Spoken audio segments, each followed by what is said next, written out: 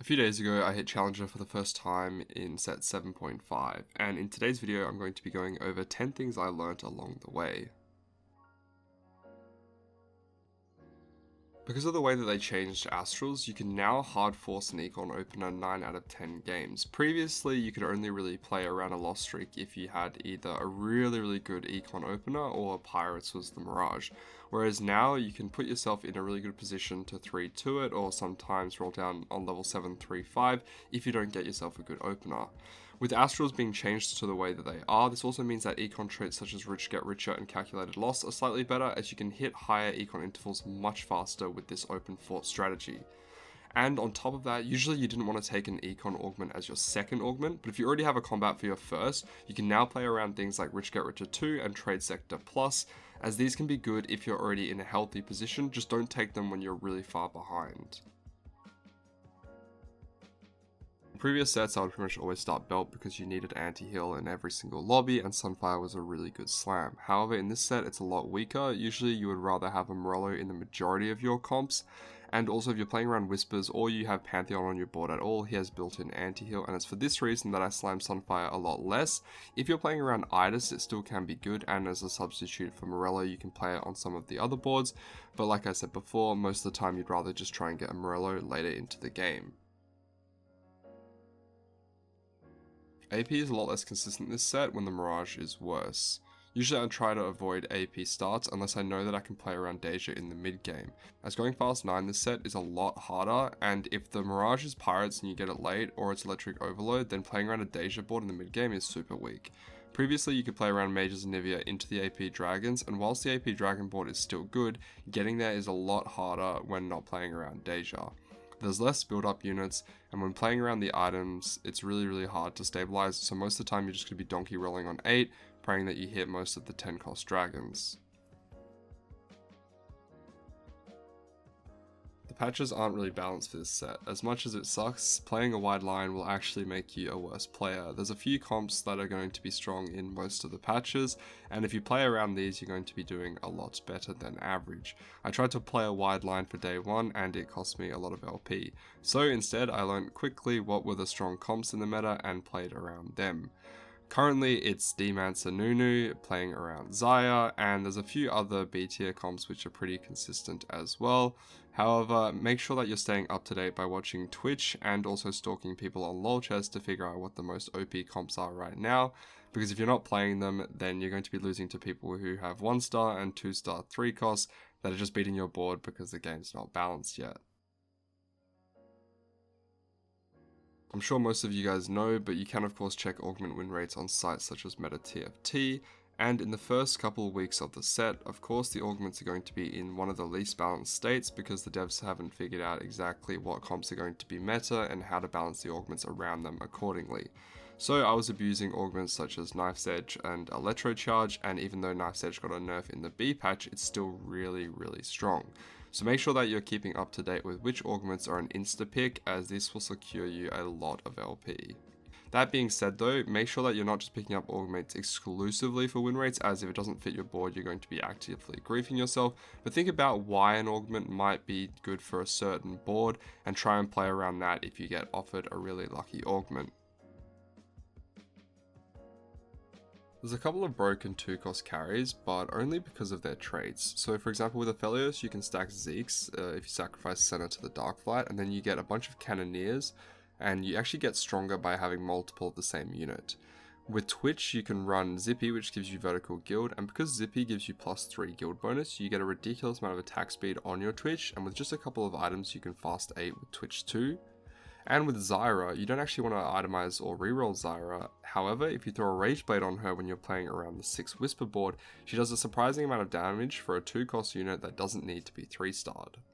And the reason I think it's important to play around units like this is because they're really econ efficient and will allow you to push levels and keep up with the high tempo meta. And because of the prevalence of less reroll comps, it's not as important to be strong during early stage 4, rather later stage 4 when everyone spikes, and early stage 5.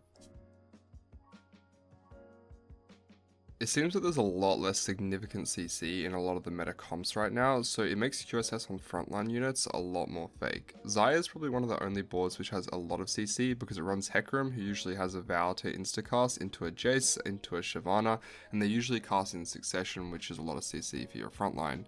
However, most of the other meta comps aren't really using it, so if you're playing around things like Graves or the Whisper board, you don't usually want to run QSS unless it's a very heavy Xayah lobby. Because Econ traits are back, a lot more people can play open fort and a little bit more greedy into a faster rolldown, and it's for this reason that level up timings are super important this set. So in case you guys didn't know, because you get 2 XP free every single round, and it costs 4 gold to level up, giving you 4 experience, it means that if you level up off interval, you're effectively wasting 2 gold. For example, if you level up on 3-2, you'll be at a perfect 0 out of 36 for level 7. However, if you level up on 3-1 or on 3-3, you're going to be wasting 2 gold. Now, this might not sound like much, however, in the grand scheme of things, if you're missing out on Econ intervals, it makes a big difference. The most important time for this is making sure that you hit level 5 and 6 on interval, as you're going to be going to level 7 regardless. However, once you start to get to level 8, there are other factors to consider. But as a general rule of thumb, you should be 4 on 2-1, 5 on 2-5, 6 on 3-2, 7 on either 3-5 if you're rich or 4-1 if you're not, and then 8 on 4-2, 4-5 or 5-1. If you're not following along with these intervals, it's usually because you're either really rich or you have a really good unit to play. And finally, the other factor is if you need to maintain your streak, then of course you can ignore this rule.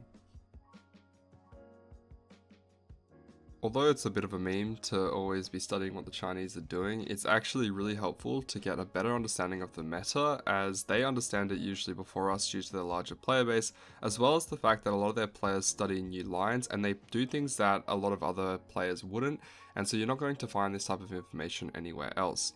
Recently I've really been enjoying watching Froden, as he does VOD reviews of them all the time. He translates a little bit and makes it a little bit more entertaining than just watching someone speak in a language that I don't understand. You can of course check out other sites. For example, this is their version of Meta TFT, and of course if you go onto Douya or some of the other Chinese streaming services, you can watch them there.